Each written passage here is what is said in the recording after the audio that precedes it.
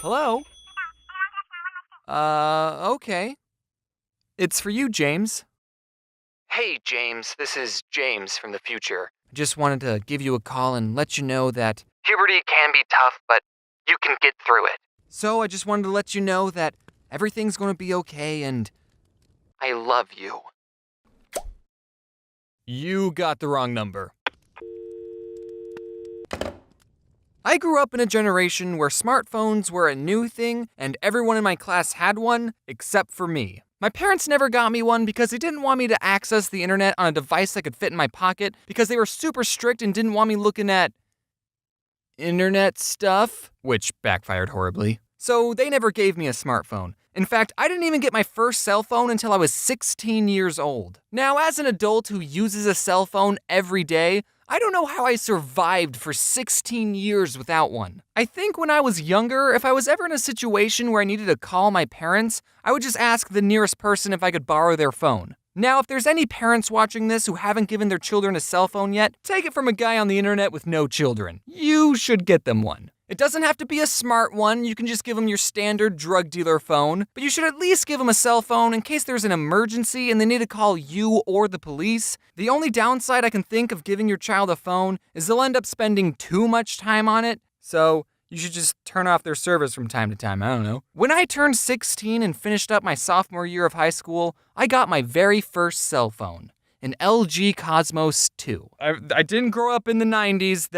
Everyone else had iPhones, but I was the only one with a phone that had a keyboard on it. And with that cell phone, I've had a couple of incidences where sometimes a random person would call me thinking I was someone else and then wouldn't admit they're wrong. And that's how you segue into the theme of this month's video. This first story happened when I was working at Subway. That's right, another Subway story. Hashtag Subway4. It wasn't good enough to be in the other three. So, it was 5 minutes until closing, and we get a phone call on the Subway phone. I pick it up and say, Thank you for calling Subway. How may I help you? I was supposed to say, this is James. How may I help you? But I wasn't about to tell this random stranger my name. Idiot. Anyway, the other person on the line said, Hey, what time do you guys close?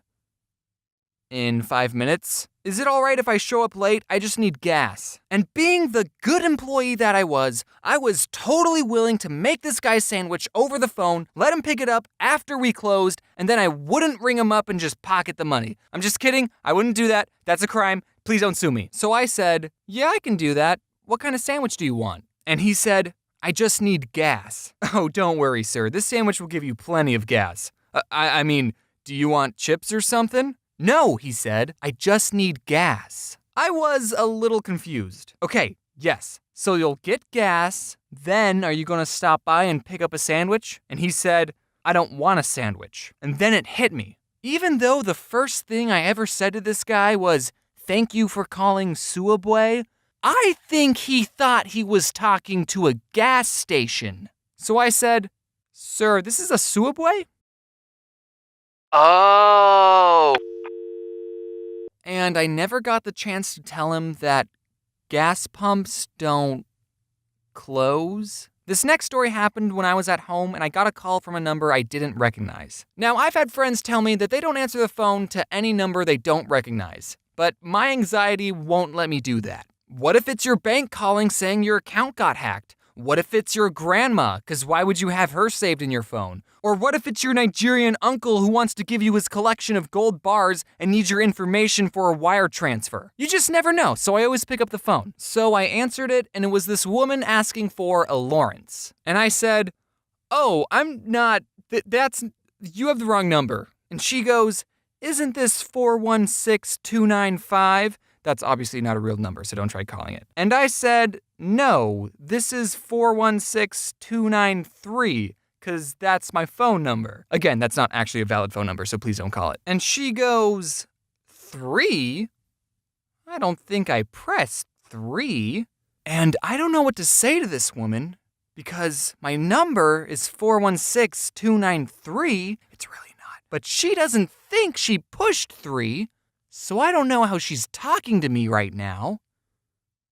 Unless she did. So I said, well, obviously, You did. And then I made a comic about the whole situation because I thought the internet would think it was funny. This next story happened not too long ago. I got a call from a number I didn't recognize at 9:30 in the morning, and I was lying in my bed, asleep.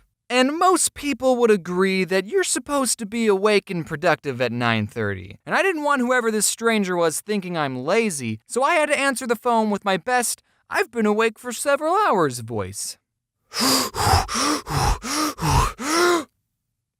Hello? You're going to have to come quickly. Timmy fell down the well, Vance. What? I said you're going to have to come quickly because Timmy fell down the well, Vance.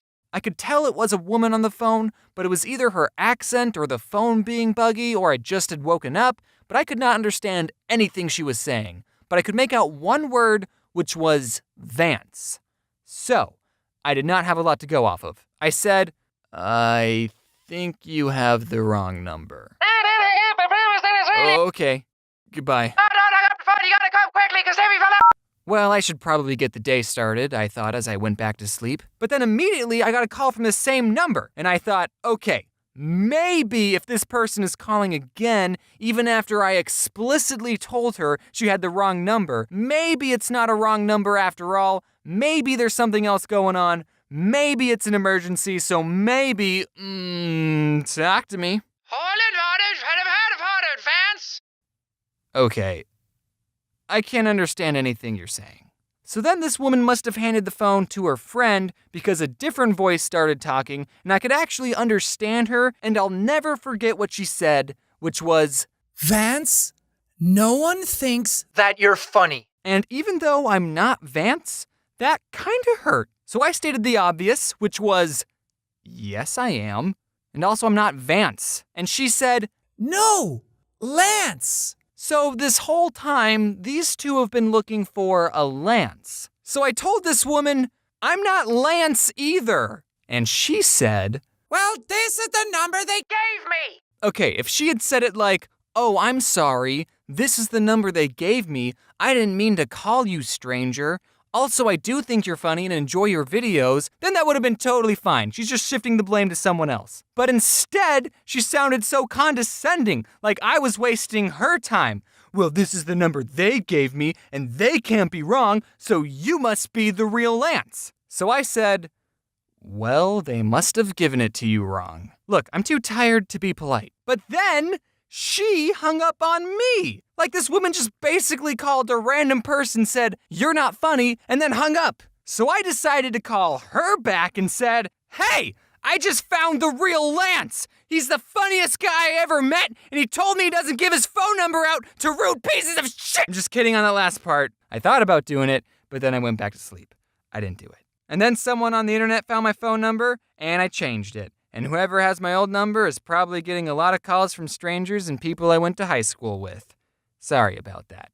Hey guys, I'm back. I haven't done an end card in a while, which should probably be my next new catchphrase.